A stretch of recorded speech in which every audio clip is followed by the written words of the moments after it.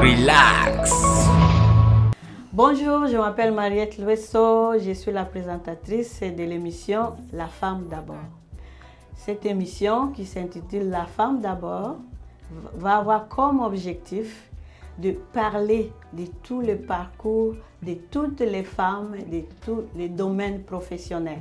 Donc, avec le temps, nous inviterons les femmes ici à tour de rôle pour venir nous parler de leur parcours. Les avocates, les infirmières, les médecins, les femmes d'affaires, les femmes de ménage, tout. Il n'y aura pas de distinction. Donc, nous, on va inviter les femmes ici selon leur disponibilité et ils viendront nous parler de ce qu'ils pensent que ça pourra être utile pour la société. Aujourd'hui, oui, même si je vous parle de la femme d'abord, mais aujourd'hui, nous avons le plaisir d'inviter les responsables de cet endroit. Ce studio est situé au 533 avenue Ontario, rue Ontario à Montréal, en plein centre-ville de Montréal, au coin de Berry, donc à 5 minutes de métro Berry. Alors, je disais que aujourd'hui, on a le plaisir de parler avec M. Mushagalusa Guy, qui a mis en place cette idée. Aujourd'hui, c'est Afro-Musée, mais à l'époque, ça s'appelait Espace Mushagalusa. Donc, j'ai le plaisir de lui parler aujourd'hui. Et bonsoir, Monsieur Mushagalusa. Bonsoir, Mariette Loiseau. Merci beaucoup de répondre et de venir vraiment nous parler un peu de votre parcours. Alors, avant d'entrer dans le vif du sujet, est-ce que vous pouvez vous présenter? Oui, alors mon nom c'est Mushagalusa Chigoko. Beaucoup de gens m'appellent Guy, mais c'est ça mon nom, Mushagalusa Chigoko. Donc je suis le directeur général du musée afro-canadien. Ça c'est le nom légal, mais que tout le monde appelle Afro-Musée. Ok, vous êtes ici, ça fait longtemps bien sûr, j'imagine que vous êtes immigrant au Canada. Ok, vous venez d'où? C'est où votre pays d'origine? Qu'est-ce qui vous a incité à venir ici? Bon, si c'est trop long, juste nous parler un peu de vos origines, s'il vous plaît. Alors je suis d'origine congolaise.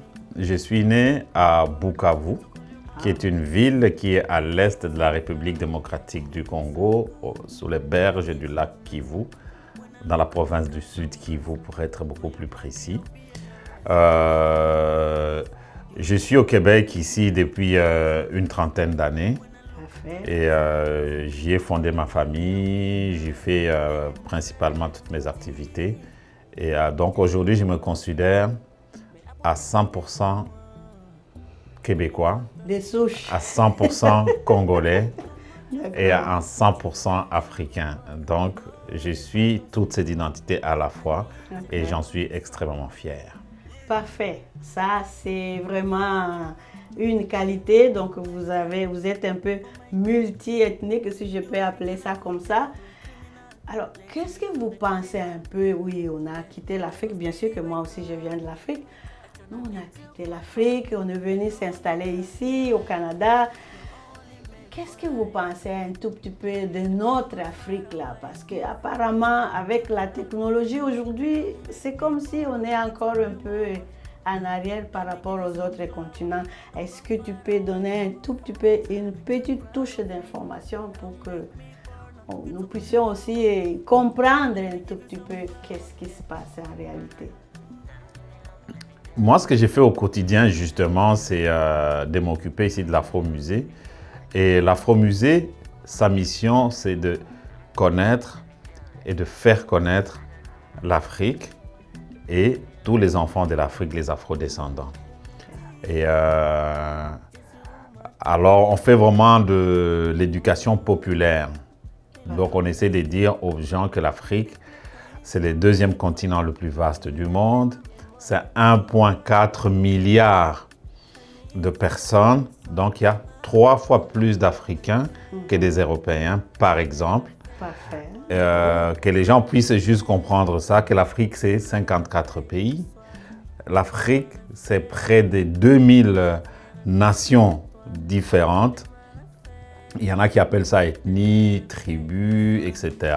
Mais c'est des nations au même titre que les autres nations parce qu'on essaie d'échanger aussi le vocabulaire des gens. C'est-à-dire nos langues, souvent on dit que c'est des dialectes, alors que quand c'est au niveau de l'Europe, même des tout petits pays, on va dire que c'est une langue ou c'est une nation, mais chez nous on va dire c'est tribu. Je ne dis pas que c'est péjoratif, mais pour que le message soit très très clair. Et l'Afrique est très très diversifiée. Je disais donc c'est près de 2000 nations différentes, 2000 langues aussi. Et c'est un continent qui est très divers et très diversifié avec des environnements qui sont très très très différents. Et riche. Et riches aussi. Il y a des gens qui vivent dans le désert, qui vivent dans le Sahel, mais il y a des gens qui vivent dans la savane, il y a des qui vivent dans la forêt dense, la forêt équatoriale. Il y a des régions très montagneuses, il y a des dizaines et des milliers de kilomètres de côtes. Donc on ne peut pas réduire l'Afrique à une petite entité homogène. L'Afrique, c'est tout ce que je viens de dire à la fois. Donc, voilà. Ouais, c'est vraiment diversifié. Si je peux juste donner une petite touche à ça. Oui, je viens du Congo aussi comme M. Mouchagalousa. Donc, juste la République démocratique du Congo, mais ça date quand on était à l'école là-bas. 450 ethnies. Bon, la façon dont on a appelé ça les ethnies. Donc, c'est 450 langues. Alors, mais les Congolais, le Congo, c'est vaste avec sa diversité. Donc, c'est la même chose que l'Afrique. Donc, merci beaucoup pour cette précision. Merci beaucoup pour cette information. Alors, sortant de l'Afrique, vous êtes venu ici. Vous êtes venu avec du talent, beaucoup de choses. Alors, qu'est-ce qui vous a inspiré à fonder cette maison? Parce que je sais qu'à l'époque, ça s'appelait Espace Mouchagalousa, de votre nom. Donc, c'est vos inspirations personnelles. Qu'est-ce qui vous avait inspiré à mettre en place cette œuvre? Avant, c'était l'œuvre, mais ça devient maintenant un chef-d'œuvre. Merci. Il y a beaucoup de choses qui m'ont inspiré. D'abord, je pense qu'on a répondu à un manque qui était criant. Parfait. Qui était criant. Et il y a certaines informations que j'ai apprises, disons, de façon presque inconsciente, mais quand même avec beaucoup d'intérêt. Quand je venais d'arriver ici, il y a une trentaine d'années,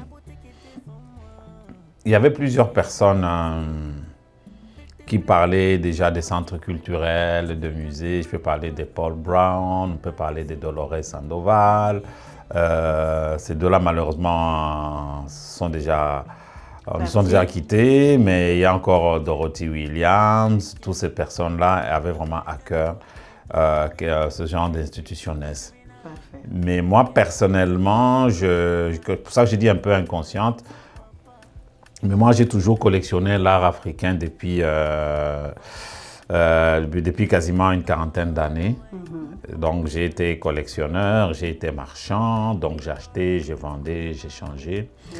Et tu es resté dans ton domaine? Oui, je suis resté dans mon domaine, même si j'ai fait d'autres choses entre-temps, mais donc il y a une dizaine d'années que j'ai décidé, disons, d'ouvrir ici Espace Mouchagalousa. Mais avant ça, j'avais d'autres galeries d'art aussi, sur la rue Sherbrooke, à côté de la place des Arts, sur la rue Bleury. Oui.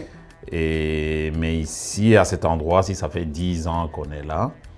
Et bientôt, on va commencer notre deuxième décennie.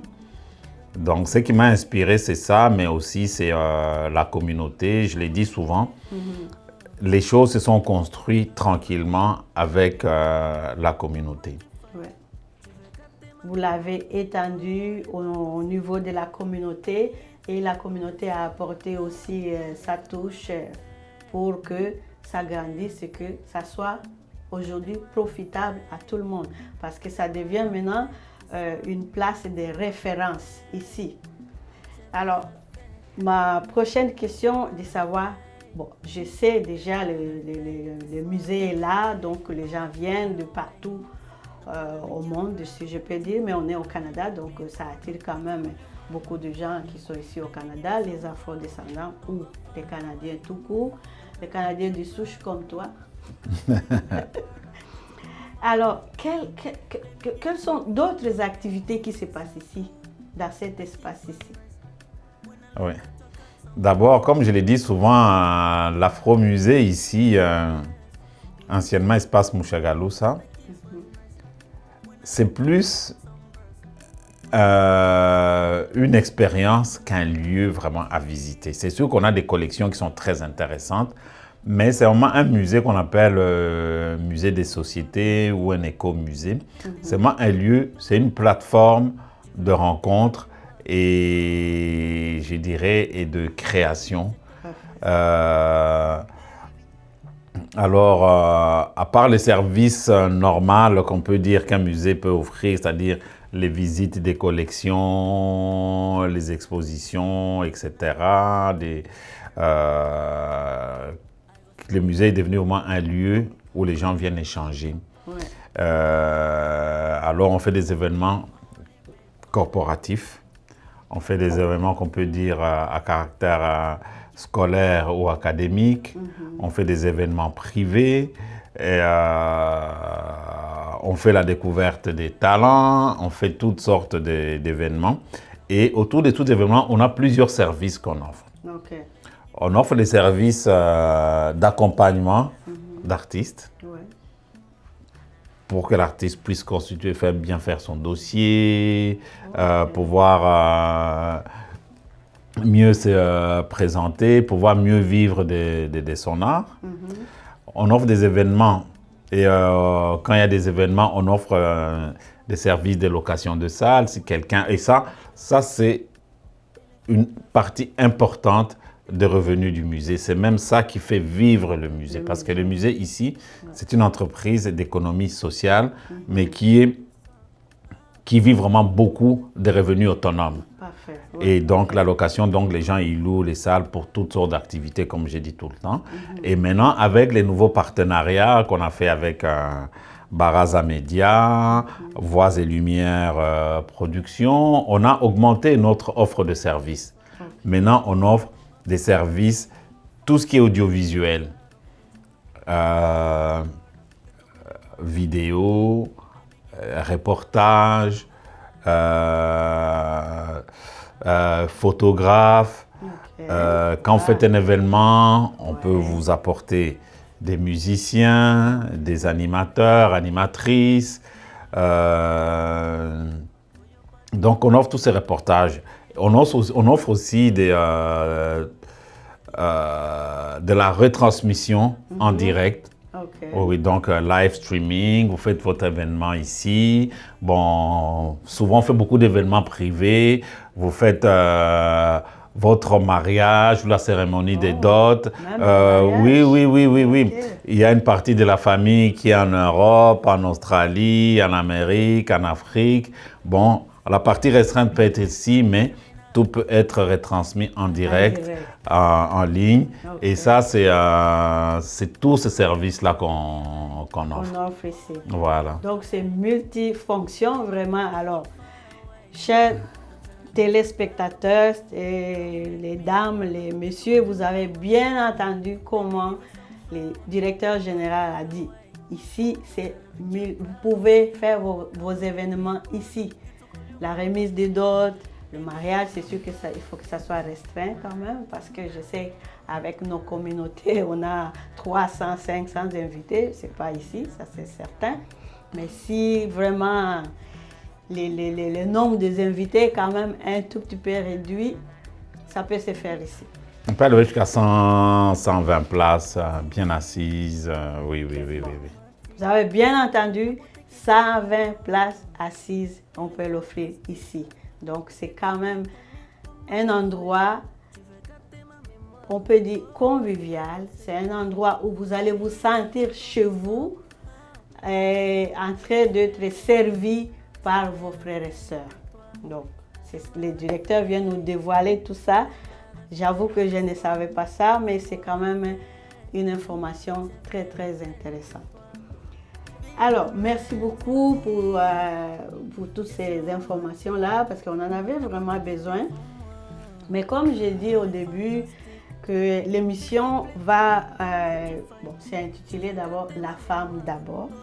Mais cela ne veut pas dire que c'est juste les femmes qui vont passer ici, même les hommes aussi, parce que les femmes ne sont jamais seules, sont toujours accompagnées des hommes.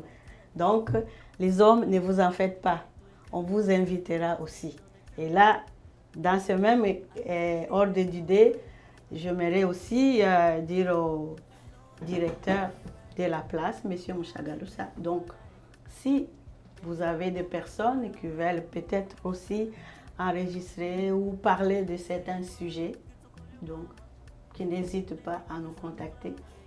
Et on verra ensemble qu'on va prendre les programmes ensemble et puis on pourra passer ça ici pour que ça profite au reste de la communauté.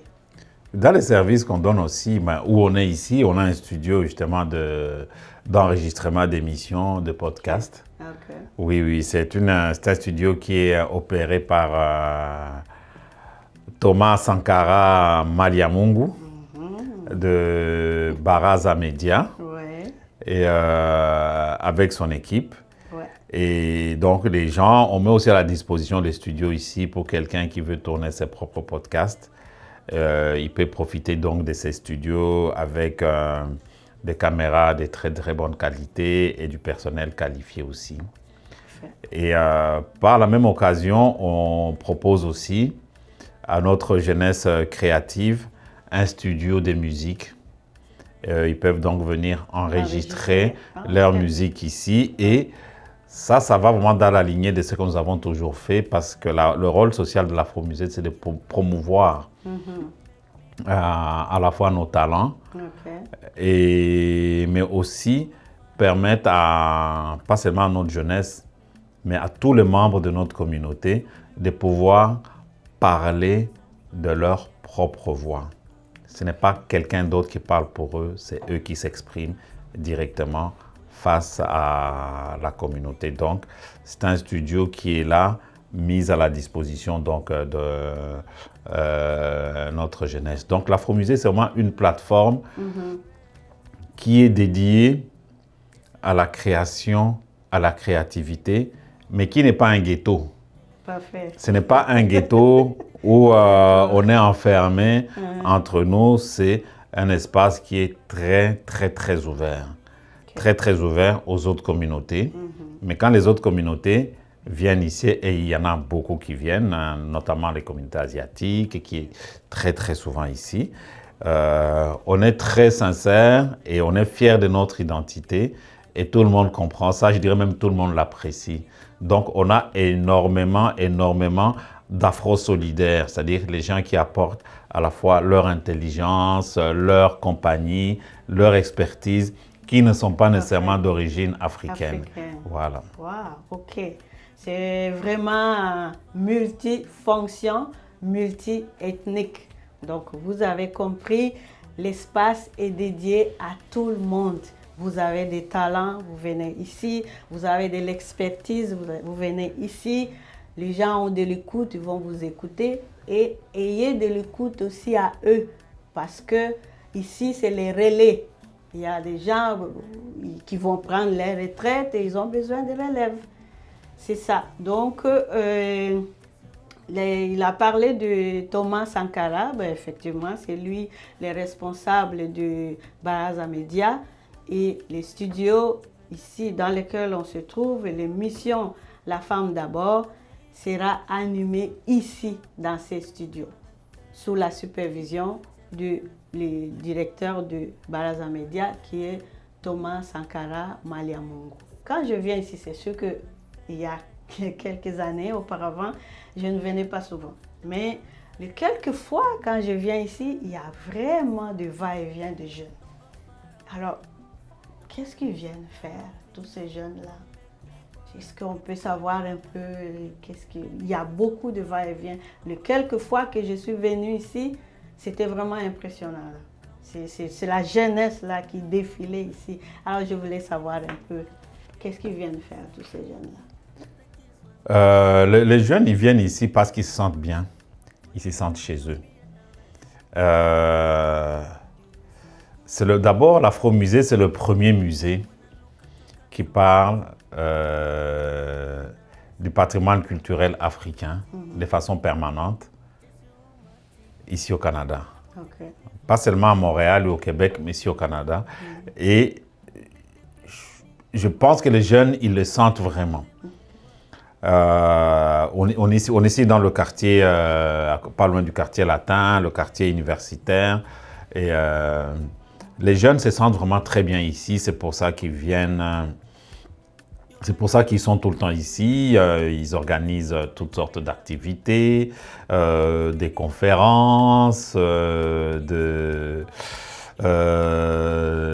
retransmissions des matchs, de commenter les matchs. On a fait pendant la Coupe d'Afrique, c'était le village de l'Afrique ici. Ah, je voulais y revenir, oui. Effectivement, là, quand il y a des matchs. Oui, on avait presque tous les jours, 150 ont refusé. Okay. Des gens se sentaient, tout le monde voulait regarder les matchs de la Coupe d'Afrique ici. Ouais. Bon, je ne vais pas dire des grosses bannières qu'il y a dehors, là. Ils n'allaient pas chez les autres. Enfin, beaucoup de gens voulaient ici, et pas seulement les Africains, les autres, ils voulaient sentir cette ambiance, l'esprit africain, comment ça se vit. Et je pense que les jeunes, ils sont vraiment très, très sincères et ils n'ont pas des a priori. Et ils investissent vraiment les lieux ici. Il y en a beaucoup qui viennent me parler de façon quasiment permanente. Okay. Qui m'écrivent, qui m'appellent tonton, papa, Moukouboua, toutes sortes de noms. Qu'est-ce que tu penses? Il y en a même des fois qui me croient dans la rue. Ils m'appellent, ils me disent, et je m'arrête, je dis, tu sais, je voulais te dire, je dis, bon, maintenant là, je suis pressé, je suis en train, mais les jeunes, envoie-moi un email. Et ça fait quand même plaisir parce que beaucoup de jeunes veulent vraiment qu'on échange et qu'on fasse une conversation. Et je pense que ça m'a permis peut-être, avec le temps, d'aiguiser un peu le sens de l'écoute. Et comme je le disais tout à l'heure, je bénéficie énormément du conseil, des conseils des jeunes. Et donc, c'est un échange dans les deux sens. Et les jeunes me conseillent beaucoup. Ils me disent, ah non, tonton, là, c'est pas, je te dis, là, non, je te... Non, non, qui me disent, non, tonton, je te conseille, là, vrai. Ah. Et j'écoute, et puis ça avance, et puis bon, oui. OK. Donc, bon, ils ont besoin de vous, ils ont besoin de l'équipe pour avoir un peu vos talents, mais ils viennent aussi apporter. Oui, beaucoup. Comme talent, comme expertise aussi, parce qu'ils peuvent ne pas avoir l'expérience, mais ils ont quand même de l'expertise. Donc, comme vous avez dit au début, tout le monde ou une seule personne ne peut pas avoir tous les talents. Mais non. Alors, il faut déléguer, il faut aussi prendre ce qui est des autres pour se compléter. Est-ce que vous avez autre chose à ajouter concernant les jeunes, concernant tout le monde? Parce que ce n'est pas juste la jeunesse qui passe ici, c'est tout le monde qui passe ici. On a parlé plus des Afro-descendants, on a parlé des Africains peut-être qui viennent en vacances, qui passent ici à Montréal. Mais est-ce que les autres, nos compatriotes, on est des Canadiens là, nos compatriotes, les Canadiens blancs ou les Québécois blancs, est-ce qu'ils viennent aussi des fois pour s'enquérir un peu de notre culture ou de la culture africaine? Oui, beaucoup. Okay. Beaucoup, on a beaucoup des écoles. Nous sommes dans le domaine de la muséologie, c'est l'éducation populaire. Donc, on a beaucoup d'écoles, je dirais, beaucoup des écoles des régions qui viennent. On avait commencé à faire maintenant des journées vraiment dédiées à l'Afrique. Et il y en a qui viennent pour passer au moins une expérience africaine pendant une journée. On commence avec des ateliers thématiques, on va parler de l'environnement, de l'histoire, de la géographie. Et puis après, on fait des jeux, on parle de l'expérience afro-canadienne, depuis quand est-ce que les Noirs sont arrivés ici, quels étaient les enjeux, etc. Et puis après, on finit par des activités culturelles. On mange évidemment africain, nommé africain. Et on finit par des ateliers de percussion et puis des ateliers de danse. Ça fait des journées bien remplies. Et les jeunes, quand ils partent, ils sont conscients et ils voient disons, leurs camarades d'origine africaine, ils les voient un peu plus différemment. Et inversement, les jeunes d'origine africaine, ils sont fiers aussi parce qu'ils ont été dans un endroit qui est référencé à leurs propres origines. Donc, ça vient vraiment compléter l'identité, je vais dire, québécoise ou canadienne. Pas cette identité, elle serait incomplète s'il y a une partie de sa communauté qui n'est pas là-dedans. Et c'est de façon quand même assez qui est non contraignante et non agressif, parce que les gens,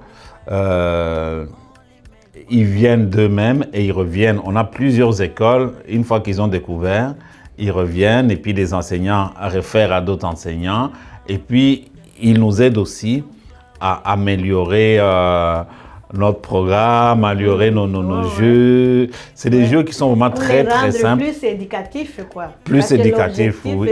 C'est l'éducation aussi. On fait des jeux très simples. Et puis il y a des gens qui font des jeux aussi, des jeux de quiz. Et inspirés par l'Afrique ou les diasporas. Et puis ils nous apportent ça aussi. Donc on nourrit la communauté, mais la communauté nous nourrit en même temps. Et ce qui est vraiment beau, on parle de l'identité africaine ou afro-canadienne ici, mais c'est vraiment, on s'adresse à tout le monde. Et ce qui est vraiment intéressant, c'est que tout le monde y répond. Beaucoup de communautés d'Amérique latine, les Brésiliens, les Colombiens, les Vénézuéliens, eux aussi, ils se sentent vraiment liés à ici. Et les communautés, d'ailleurs, on fait un événement avec qui est Canada, Chine, Afrique dans 2 semaines, où il y aura des débats avec les académiques de la Chine. Et ça, c'est en collaboration avec le laboratoire de l'Afrique innovante de l'UQAM. Là, vous allez parler quoi, en mandarin ou en cantonais? Non, on va parler en français. C'est quand même, on doit faire honneur à notre terre d'accueil, le Québec. Mais il y aura quand même des traducteurs, des interprètes pour des gens qui ne comprennent pas le français, pour que ça soit quand même agressif. On va avoir 2 professeurs qui vont parler du continent africain, du Congo et puis du Sénégal. Professeur qui vient de l'université de Pékin. Et puis il y aura des étudiants d'ici. Donc c'est vraiment très inclusif. Ça va être quand, ça? C'est le 17 octobre. C'est bientôt, là? C'est bientôt, oui. C'est une conférence qui commencera à 9h le matin et qui finira... il y aura 3 panels de discussion. Et puis le soir, il y aura une petite soirée culturelle où on va peut-être proposer des mets à la fois africains, chinois. On va essayer d'avoir la musique aussi, peut-être avoir 2 artistes de culture. Même si l'Afrique est très vaste, mais on va essayer de trouver comme quelque chose qui va conclure cette belle soirée. Donc, ça va se passer ici? Ça va se passer à l'Afro-Musée, donc le 17 octobre, de 9h à 17h. De 9h à 17h et de 17h à 19h, ça sera, disons, soirée réseautage, voilà. Et, dans la grande salle? Dans la grande salle, dans la salle multifonctionnelle. Ça, c'est déjà intéressant, vraiment. Alors, vous avez entendu, c'est le 17 octobre. Ici, il y aura un événement majeur. Comment vous l'appelez encore? C'est Canada, c'est Afrique, Canada, Chine, regard croisé et perspective. Regard croisé et perspective. Afrique, Canada, Chine. Ça va se passer ici à l'Afro-Musée le 17 octobre 2024. L'activité se passe ici dans la grande salle de 9h à 17h. Et de 17h à 19h, ça va être les réseautage, bon, les échanges et tout ça. Si vous êtes les mordus de la curiosité, venez ici ces jours-là. Et l'entrée sera gratuite, mais inscription obligatoire parce que les places sont très limitées. Ok, bon, donc il n'y a pas besoin de payer, mais pensez quand même à appeler à l'avance. Oui, je vais être là, oui. Non, appeler, ce n'est pas une bonne idée. Non, on aura un lien. S'inscrire en ligne. Hein? S'inscrire en ligne, okay, oui. S'inscrire en ligne. Parce que... On va s'inscrire en ligne. Ah oui. Ok, bon, maintenant, la maison s'est agrandie. Et là, les activités s'étendent aussi, ça s'ajoute. La survie de la maison, c'est comment? Vous vivez de quoi et qu'est-ce que vous envisagez pour continuer à fonctionner? Au besoin, peut-être, penser à agrandir encore. Parce qu'on ne peut pas... C'est sûr qu'il y aura des demandes de personnes qui vont s'ajouter, comme Thomas est venu demander, il y aura une autre. À un certain moment, les places ne seront plus accessibles. Mais d'abord, la maison vit de quoi? Je suis content que vous me posiez cette question parce que là, on a brisé des stéréotypes qui existent depuis longtemps, où les gens disent oui, les Africains ne peuvent pas travailler ensemble et tout le blabla qu'il y a autour de ça. Ouais.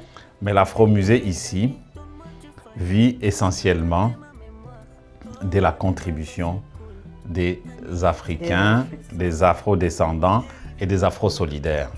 Parce que c'est... Donc, on est quand même... les revenus autonomes sont une part importante. Parce que nous, on ne veut pas dépendre uniquement, comme beaucoup d'organismes, des subventions. Parce que quand les subventions, le gouvernement change, il y a beaucoup d'organismes qui ferment parce que le gouvernement a changé, parce qu'ils ne dépendent que de ça. Et nous, on a jusqu'à présent, et j'en suis, c'est une de mes plus grandes fiertés d'ailleurs, que au niveau de cette idée, la communauté a pu se rallier et en prendre vraiment soin. Essentiellement les jeunes de la communauté. Pour donner un exemple concret, en fin 2016, j'ai commencé, j'étais pas fatigué, mais il y a eu quelques difficultés financières. Alors j'avais dit, bon, finalement, qu'à l'époque, Espace Mushagalusa allait fermer. En 4 jours, il y a eu des collectes de fonds que je ne pouvais pas imaginer. On a ramassé suffisamment de fonds pour pouvoir couvrir tout et regarder l'avenir avec un peu plus d'optimisme. Et c'est là que je me suis rendu compte à quel point la communauté, à quel point en fait le projet était intéressant pour tout le monde. Et à ce moment-là, il y a un groupe qui s'était constitué qui s'appelait les Amis de l'Espace Mushagalusa. C'était vraiment un vrai focus group. Et beaucoup me disaient, non, tonton, ne t'occupe de rien.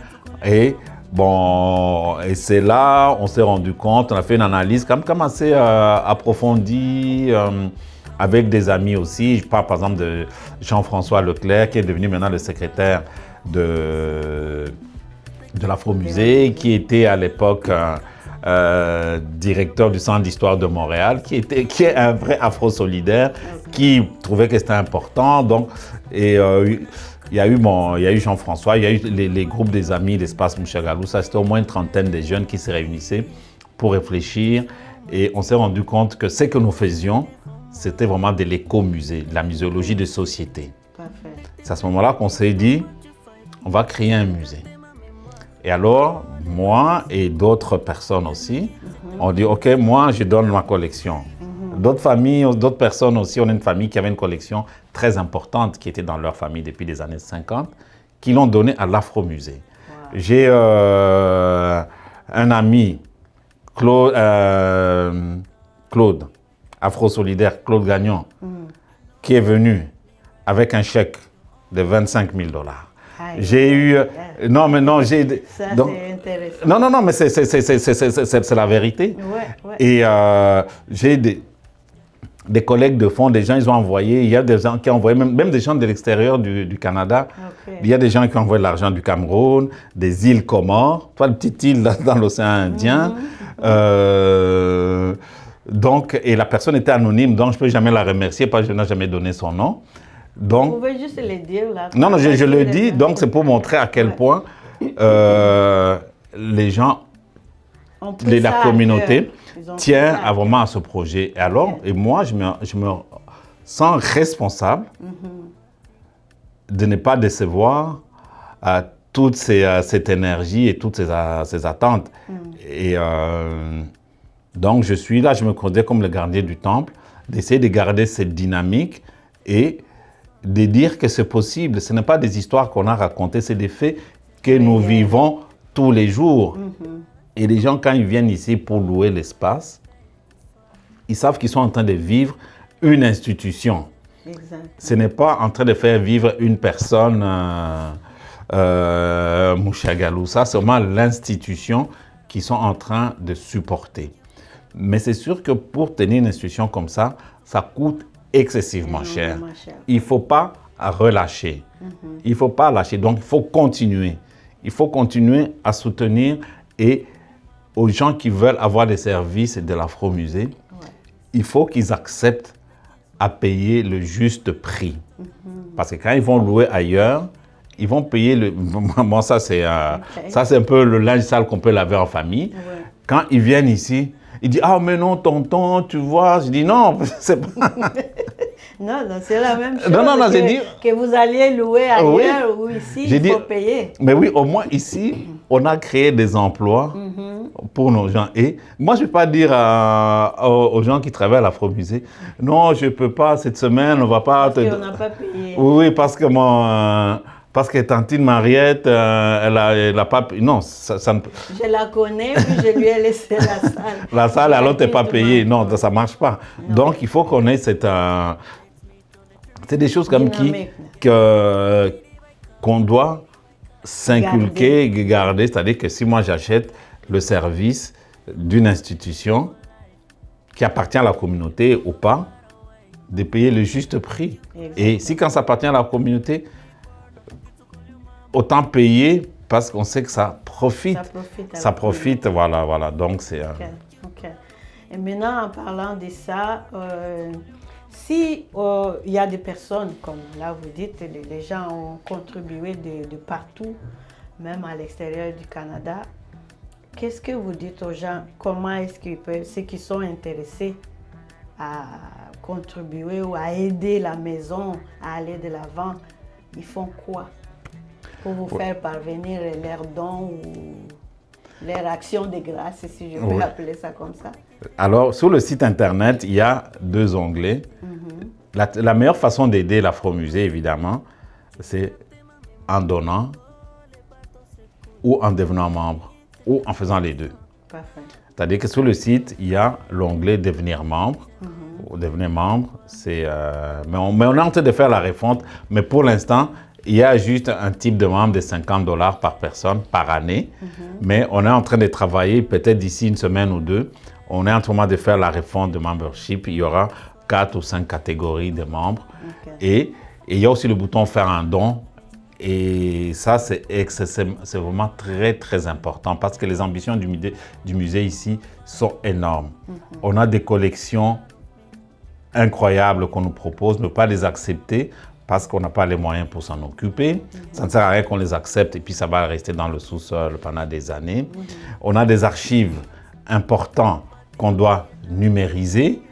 Donc, on a énormément de choses à faire. Donc, on a besoin de l'expertise et de l'argent. Et des gens qui veulent contribuer, afromusée.com ou afromusée.org, c'est la même chose. Vous allez sur le site, devenir membre ou donner.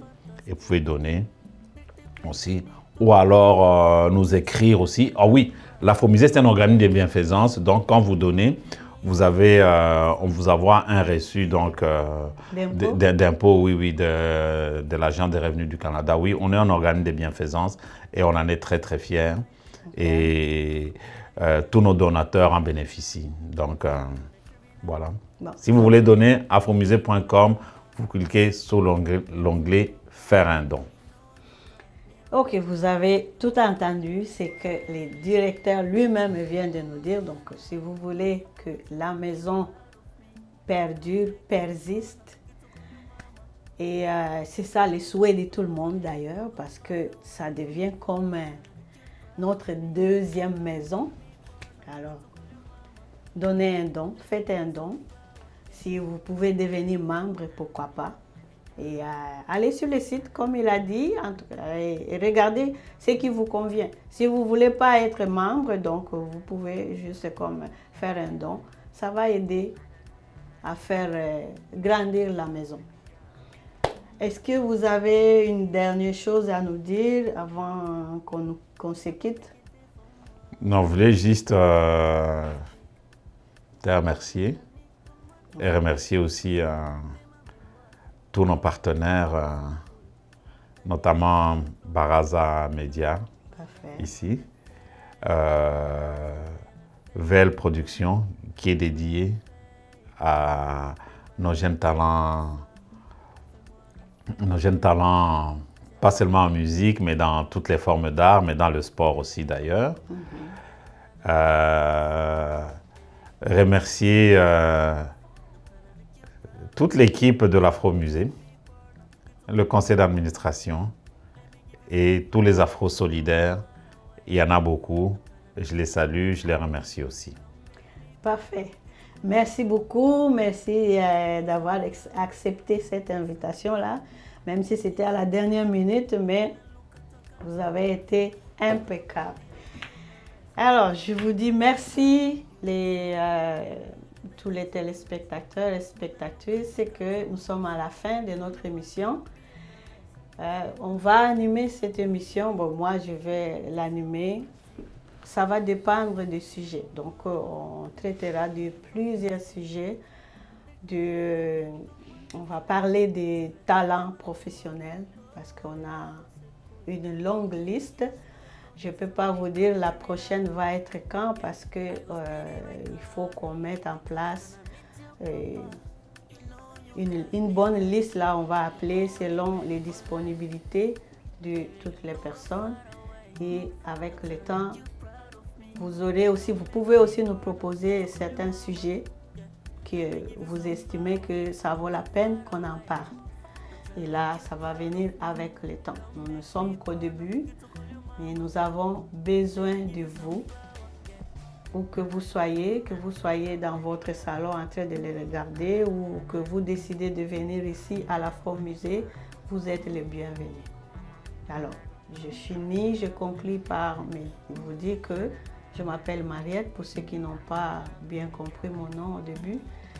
Je suis Mariette Lueso, c'est moi qui va animer cette émission de La Femme d'abord. Je disais que c'est ça, donc vous pouvez nous suivre, si vous nous suivez dans vos salons ou vous décidez de venir ici au studio ou à l'Afro-Musée, vous êtes les bienvenus. N'hésitez pas de nous suivre sur les réseaux sociaux, Instagram, Facebook, TikTok, tous les réseaux que vous connaissez là. Aujourd'hui, là, il y a tellement la diversité, donc vous manquerez juste le temps de nous suivre ou de nous regarder. Mais nous sommes là et on ne vous lâche pas et vous ne nous lâchez pas. Donc, on reste ensemble. Merci et à la prochaine. Relax.